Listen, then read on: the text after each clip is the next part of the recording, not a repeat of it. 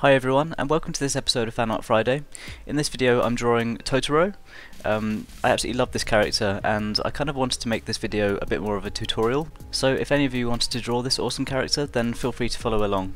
I started off by sketching the basic outlines and I added a line at the centre to help with the symmetry. It really helps with a drawing like this where you want both sides of the character to be the same.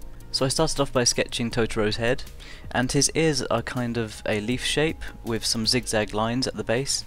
Totoro himself is almost a complete circle when you add the arms at the side, so that's why it makes this character really nice and simple to draw. And then when it came to sketching his face, with the help of the central line that I added at the beginning, it really helps to kind of add the spacing between the eyes and gets them kind of correctly aligned. And then his nose is directly between them. And then for the mouth, it's just a really simple small line. And once those details were added, it was time to add 3 whiskers to both sides of his face.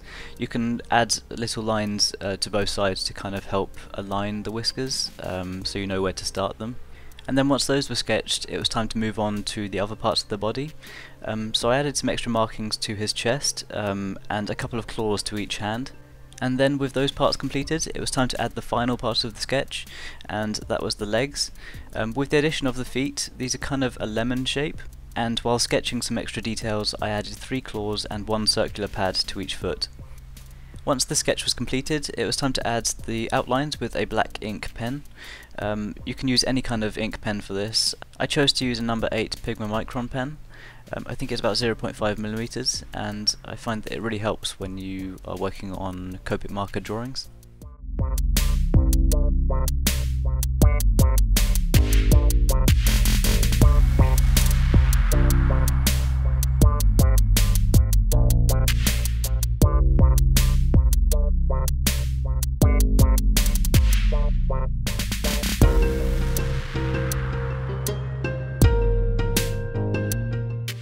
Once the outlines were drawn, it was time to start adding the colouring.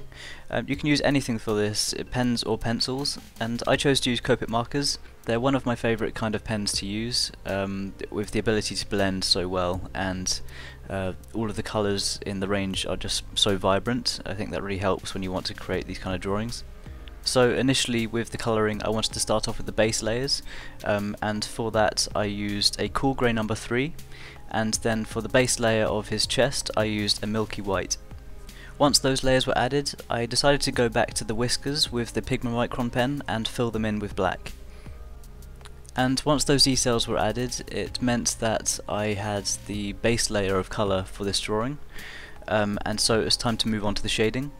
I always feel that shading and highlights are hugely important in making your character come to life on the page, and for the shading of the grey parts of this drawing I used a cool grey number 5, and you notice the difference as soon as you start adding shading to a drawing like this. And then for the shading around the chest and belly area I used a cool grey number 3. It didn't need to be as dark as the cool grey number 5 because the base layer is lighter. And I think having variation between the darkness of the different parts of the shading really helps to build up the layers of the drawing. And once that was finished, I decided to add some extra shading with the cool grey number 5, just around the belly and some of the undersides of him. This will really help when I start to add the highlights in a second. Having the contrast between the highlights and the shading, that really helps to make your character pop out of the page. So, speaking of highlights, it was time to add them with a Uni-ball Signo broad pigment ink white pen. This is the pen that I absolutely love to use for adding highlights. It really helps to add opaque white to your drawings. So I usually use it for eyes and outlines, so that's what I did for this drawing.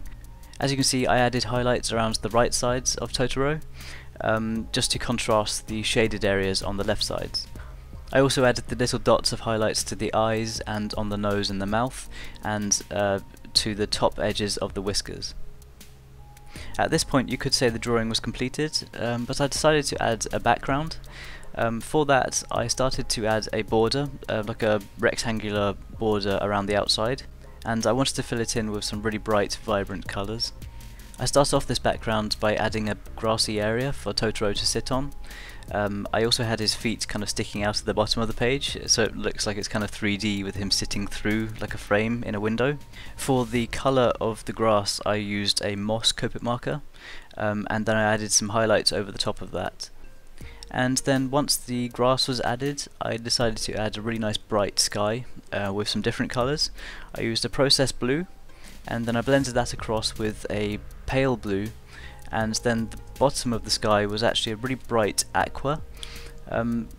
I wanted it to kind of look like a background of trees initially, but then I blended it and I actually really liked the blended effect, and overall it actually worked out better than I had imagined, which I was really pleased with.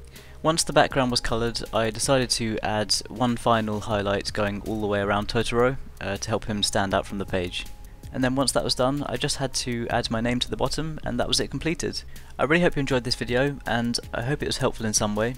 If you've worked on anything similar, or if you followed this video along, then feel free to show me your work on Twitter or Facebook or Instagram.